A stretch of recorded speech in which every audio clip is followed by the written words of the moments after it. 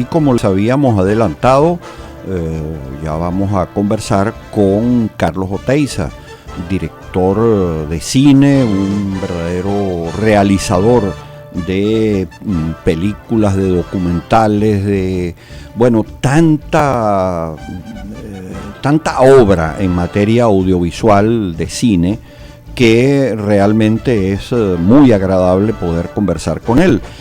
Yo imagino que muchísimos de nuestros oyentes, aquí lo promocionamos muchas veces, pero muchísimos de nuestros oyentes habrán visto el documental Tiempos de Dictadura, para recrear con imágenes reales la época, pero también con entrevistas, testimonios, comentarios diversos, lo que fue esos años de la dictadura militar de Pérez Jiménez y su caída. Bueno, a ese mismo estilo, Carlos Oteiza y su equipo han desarrollado un nuevo largometraje documental que se llama CAP, Dos Intentos. Y CAP, lo que quiere decir, como muchos recordarán, son las siglas del ya fallecido expresidente Carlos Andrés Pérez. Carlos Oteiza, bienvenido a Público y Confidencial una vez más. Cuéntanos de qué va esta película que está pronta a estrenarse en los cines nacionales. Bueno, primero muchísimas gracias por tu llamada, tu invitación a hablar con el público, Damián. Como tú bien dijiste, CAP Dos Intentos, y es bueno hasta aclararlo, porque claro, cuando le puse el nombre de CAP Dos Intentos, sé que era un poco para algo misterioso, pero nunca lo imaginé que iba a ser tanto, porque ayer salimos aquí en Caracas con un grupo de periodistas a hacer un recorrido, mi equipo, a preguntar qué opinaban de los gobiernos y de Carlos Andrés Pérez, y encontramos que la mayoría de los venezolanos no sabían ni de quién estamos hablando ni cuándo había sido presidente.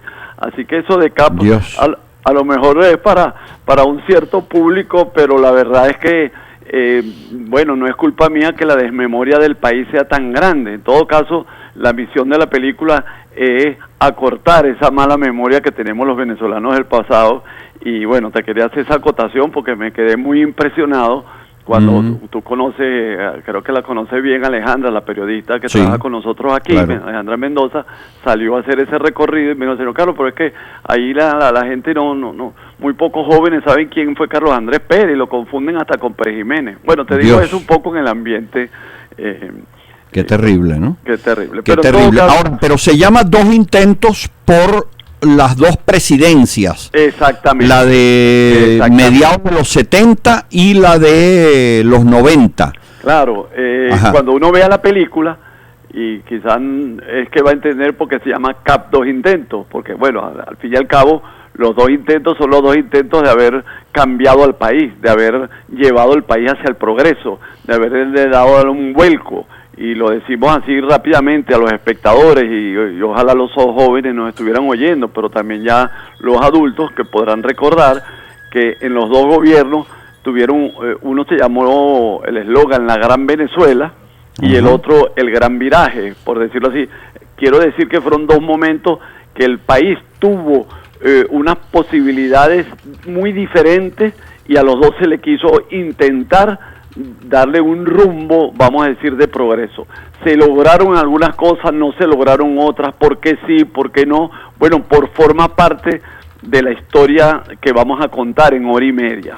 Correcto. Hora y media seguramente no alcanzará, pero no alcanzará para que el propio Damián me diga, Carlos, no pusiste tal cosa, y dice, bueno, es verdad, pero para el que no conozca, hora y media de imágenes de la época, porque eso es una de las características de la película y quería compartirlo, es que hay mucha emoción viendo la película porque es como un reencuentro con el país. Sabes que la película tiene una narración, unos entrevistados, que si quieres hablamos ahorita, de quiénes son, pero paralelamente a esos entrevistados y esa narración que te va contando la historia, tú vas viendo las imágenes.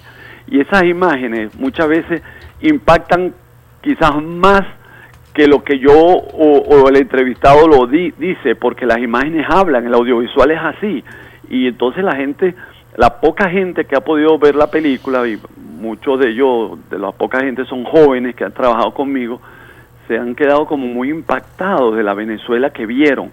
Por ejemplo, claro.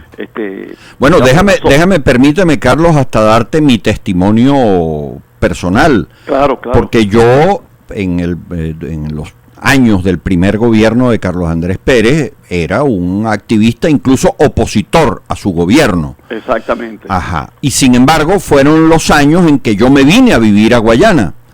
Y yo siempre le digo a la gente que cuando yo llegué aquí, se estaba haciendo la gran ampliación de Sidor, que se llamaba en esa época el Plan 4 de Sidor, que es el Sidor de estos años, pero también se estaba construyendo Interalumina, se estaba construyendo Veralum, se estaba construyendo Guri número 2, entre otras tantas cosas, ¿no? Entonces, es una cosa, digamos así, hasta de contradicción, ¿no? Así es. Que uno vivía, ¿no? Y claro, porque tú podías estar de oposición, pero se estaban construyendo cosas. Es decir, en verdad, el ingreso petrolero, porque para los oyentes, ¿qué pasó en el primer gobierno? Que el barril del precio del petróleo subió por primera vez. Entendamos que la historia del petróleo en Venezuela, desde los años 30 hasta el 73, se había mantenido el precio del barril. Esto es muy importante lo que voy a decir para entender lo que pasó. Cerca de $2. Es decir, el precio siempre era parecido. Lo que subía era la producción, es decir, cada vez había más.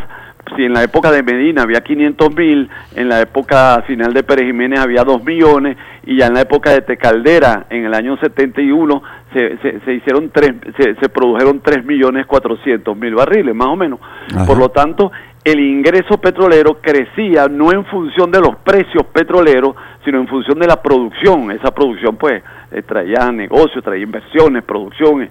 Pero cuando llega Carlos Andrés, y no por culpa de Carlos Andrés, ni a favor ni en contra, sencillamente hubo una guerra en el Medio Oriente y los árabes tomaron la decisión del embargo, en fin, del embargo hacia el occidente, no venderle petróleo, y ese petróleo subió de $2 o 3 que estaba después a 14.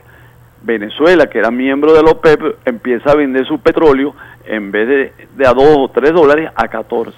Ustedes imagínense, si el mayor ingreso petrolero de un país es el petróleo y le sube de 2 a 14, se multiplica por 5 más o menos. Por 5. Entonces ese ingreso fue, digamos, estupendo para el país, generó inversión, generó crecimiento, pero también generaron expectativas de que el país podía ser, digamos, yo he dicho que podía ser como una gran Venezuela, y yo prefiero una Venezuela posible, una Venezuela más mediana, más de mediano y largo plazo, que pensar que porque teníamos dinero petrolero podíamos cambiar radicalmente el país. En todo caso, nosotros lo que hacemos es analizar lo que pasó.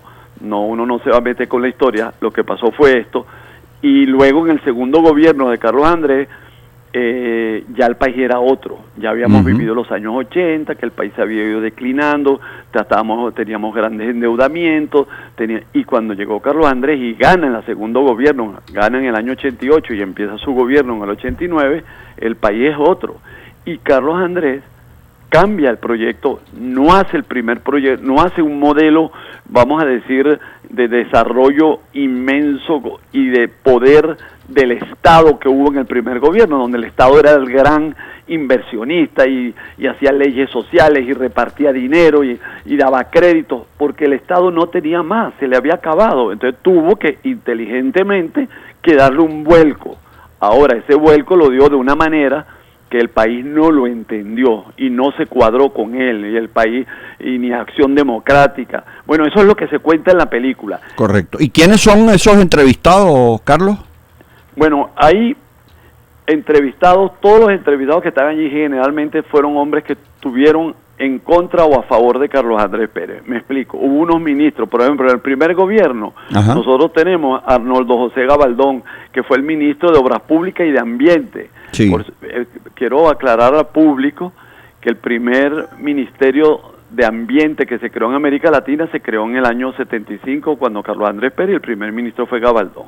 Ahí se hicieron toda una cantidad, se decretaron parques nacionales y reservas, cantidad inmensa. De hecho, el país, buena parte de los parques que se crearon fue en ese momento. Sí. Bueno, él es uno de los entrevistados, pero también tú tienes a los opositores. Ajá. ¿Te acuerdas muy bien? Eduardo Fernández, Correcto. Osvaldo Álvarez Paz, que eran de COPEI, Ajá. ellos eran opositores. Bueno, ellos están entrevistados también. Ahora, en el segundo gobierno nosotros tenemos a gente como a Carlos Blanco, que es un político que trabajó mucho el cambio de la descentralización. Es decir, acuérdense que cuando... De la COPRE, que se llamaba. La descentralización, sí. No, pero había un organismo que se llamaba la COPRE. La COPRE, que fue el organismo que estudió el cambio que tenía que haber en Venezuela para que el país se modernizara, la estructura política del país y en las normativas. ¿Y qué significa eso? Como dice, ¿con qué se come eso? Bueno, que en el año 89, en el primer año de gobierno de Carlos Andrés, se votó por primera vez en la historia del país para elegir a gobernadores y alcaldes.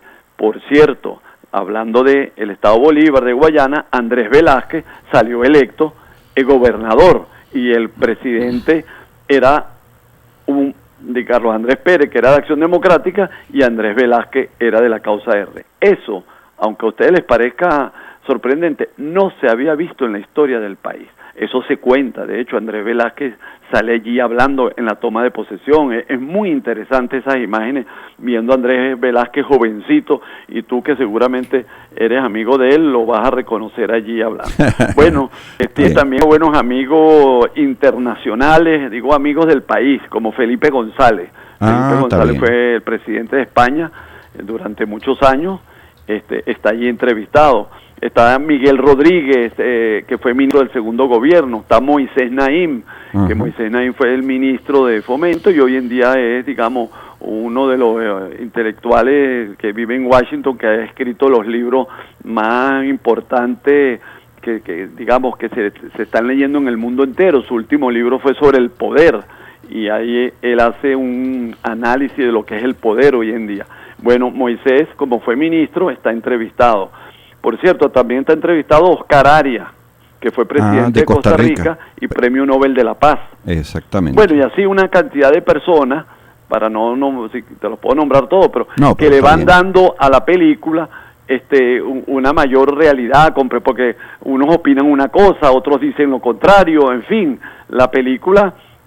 acuérdate que la película, lo que pasa es que vivimos tiempos polarizados y todo el mundo cree que las películas todo tiene que ser de propaganda, a favor o en contra. Claro. No, tenemos que volver al país normal. El país normal es lo que uno no tiene que hacer propaganda, uno puede decir las cosas, pueden estar unas buenas, unas malas, y la película se monta en esa idea de que nosotros tenemos que dejar... digamos, acabar con esta polarización que o todo es perfecto o todo es malísimo. Y yo creo que la película busca reencontrar el país con lo que habíamos hecho bien y mal, pero como un aprendizaje. Digamos que esta película nosotros tenemos así como una frase que dice, después de verla, digo, el futuro lo escribes tú.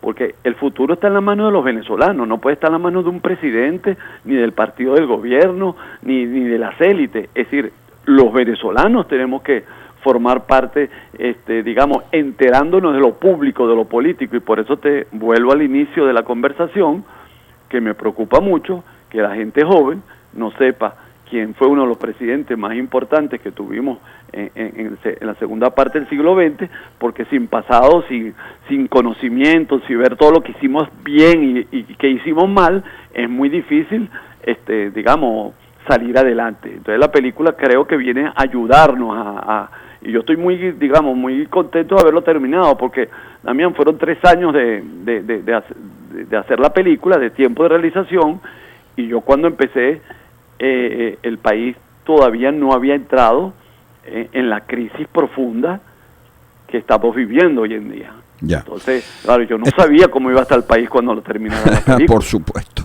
Pero hace 3 años no es que estuviera perfecto, pero no es la crisis ni las colas. Claro, ya se veía venir buena parte de la crisis, pero uno incluso podía no suponer que iba a llegar a ser tan profunda como es ahora, ¿no? Sí, y además, claro, uno había visto que estábamos repitiendo el primer modelo de Carlos Andrés, es decir, en el que el Estado tiene todo el poder, se nacionalizan, al sector privado se le deja de lado, es decir, se trata de que el Estado engorde y en todos lados del mundo que digamos, un gobierno empieza a hacer que el Estado deje de lado la empresa privada y empieza a coger poder y empieza a tener el control de la economía, como el control de cambio, o apoderarse de la gran empresa productora que es PDVSA y no hacer una empresa meritocrática. Todo eso va mermando la capacidad de producción del país. Eso se veía venir, pero no, yo no sabía que iba a ser tan duro como está haciendo. En todo caso, la película apunta hacia el futuro, es decir, ¿qué vamos a hacer los venezolanos viendo estos ejemplos que a mí me parece que son, bueno, muy interesantes por otro ejemplo que te voy a dar que está en la película? Ajá. Allá cuando Carlos Andrés coge la presidencia la primera vez, ¿quién se la entrega? Rafael Caldera. Yo vi esa toma, el otro día me di cuenta viendo la toma, es una toma como de 10 segundos, se dan un abrazo gigantesco, digamos, los dos recibiendo, entregándose la banda. La banda presidencial. Bueno, hay una civilidad, ellos no se querían, por decirlo así, no, sí, pero hay un respeto, ¿verdad?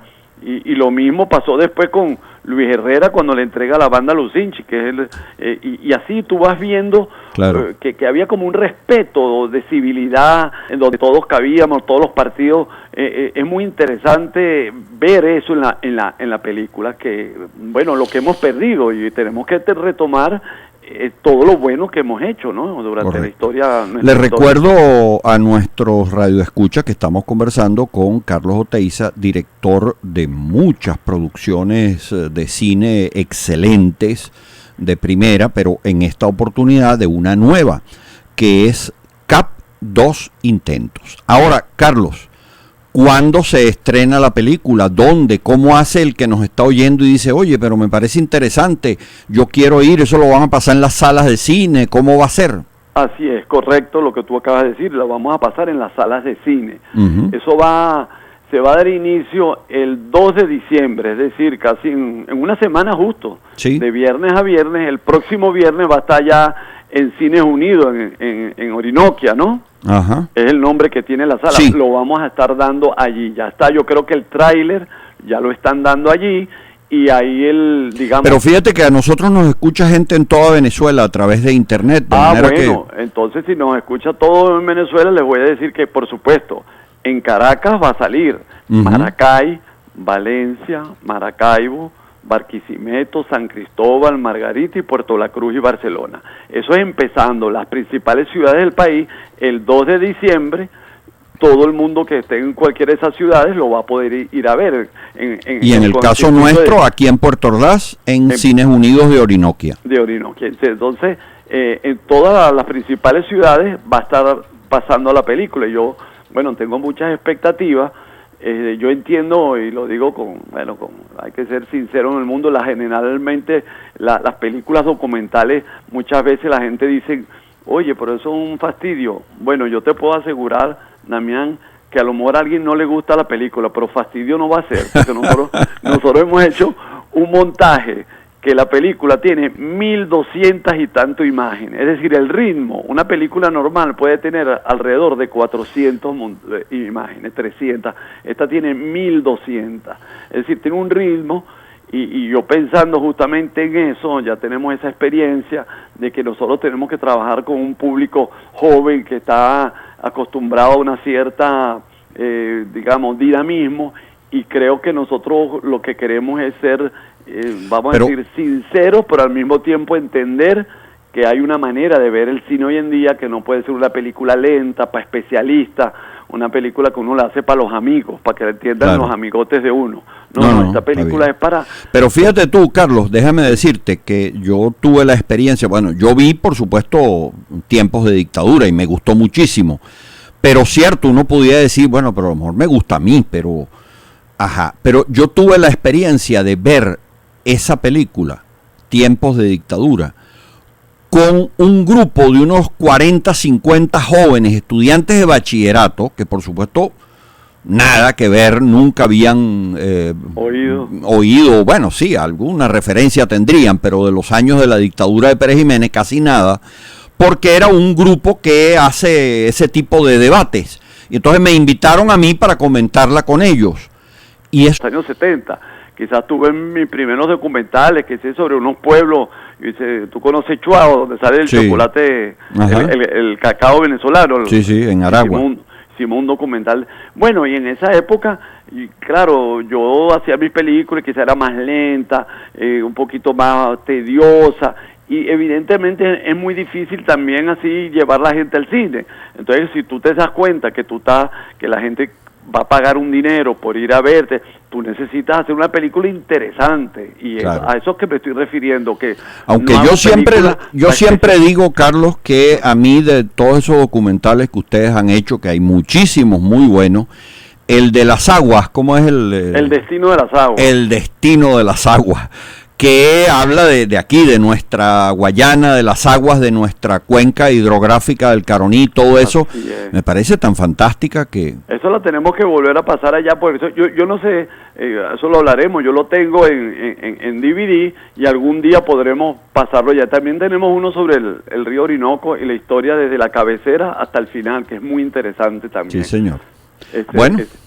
Muy bien, bueno, pero se nos termina el tiempo del programa. Entonces, 2 de diciembre, estreno nacional de CAP 2 Intentos. Así es.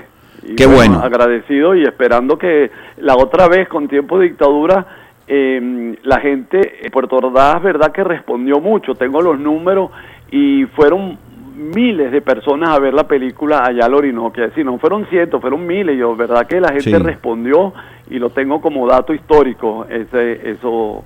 De la respuesta que se le dio. Por cierto, para terminar, sé que el tiempo se nos acaba, una de las cosas interesantes de la película es que, claro, Guayana, con esa importancia que tuvo en el primero y en el segundo gobierno de CAP, hay bastantes imágenes de las empresas, y en fin, allí está Guayana retratada, pues. Correcto. Bueno. Don Carlos, buenos días, le habla Marcos David Valverde. Una pregunta. Hay, con la realización de este documental, digamos, también, además de dar a conocer la historia, pero un cierto ánimo, una cierta intención de, digamos, de quitar esos intentos de desprestigiar la figura de Carlos Andrés Pérez que ha habido en estos gobiernos de Chávez y de Maduro. Bueno, más que de reivindicarlo en la historia, pues, se puede decir. No, más que de quitar, la necesidad de generar que el país tiene historia, y que estar acabando, cortando y diciendo que el pasado no existe es lo más peligroso que hay. Porque yo te voy a decir lo que yo pienso, sea este o cualquier presidente que lo haga. El ciudadano necesita tener alimento cultural y educación. Entonces la historia, el cine, te hace mayor ciudadano. El Estado algunas veces prefiere un ciudadano indefenso que no sepa, para que le pueda decir lo que quiera con su propaganda y de esa manera manipularlo. Lo que yo digo, conocer es no dejarse manipular, entender la historia, comprenderla, y digamos, no estoy ni a favor ni de uno ni de otro, sino de entender que si no hay corte vamos a tener una mejor ciudadanía, y eso nos hace un mejor país. Y ahora, es verdad que este gobierno ha querido cortar con la historia del país, por lo tanto no tiene sentido. Por cierto, los adecos que también cortaron cuando Pérez Jiménez, y ellos quisieron olvidar lo que se había hecho cuando Pérez Jiménez, y se hicieron muchas obras. Ahora, era un gobierno dictatorial, pero se hicieron obras, y reconocerlo, lo cortés no quita lo valiente. Correcto. Muy bien. Muy bien. Gracias, Carlos Oteiza. Estaremos pendientes y vamos a ver cuándo nos visitas aquí en Puerto Ordaz para hacer un cineforo y además un buen programa también discutiendo. Creo que sería una idea buenísima una vez que estrenen la película y podamos conversar con gente que la haya visto y hacer un foro. Estoy muy dispuesto a hacerlo. Seguro. Correcto. Un abrazo. Muchísimas gracias. Gracias Carlos Oteiza, director de CAP 2 Intentos. Estén pendientes, la semana que viene les vamos a dar más información sobre esta película. Vamos al corte y ya venimos.